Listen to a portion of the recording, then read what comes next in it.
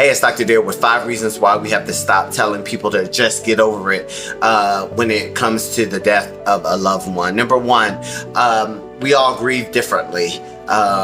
Number 2, we all are on our own timeline when it comes to grief.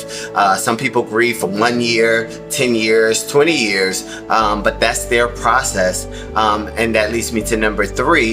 It depends on if it's some kind of trauma or grief at the same time, meaning that somebody could be experiencing trauma and grief at the same time because maybe the person just died all of a sudden and nobody was expecting it, and that's trauma. So you actually have to process the trauma and the grief. And that leads me to number 4. It depends on the relationship of the person. Say for instance, if it's a husband that was married to his wife for over 20 years, that person has to rebuild their lives all over again and redefine themselves. And that leads me to number 5. It depends on the role of the person. Say for instance, if it is a person had this one person in their life and that was it, they had no other family members, and then that person died, that was their mentor, that was their guardian, and when that person just disappears, that can take a bigger toll. But just remember, grief is different. You know, there's 5 stages of grief. You can look that up,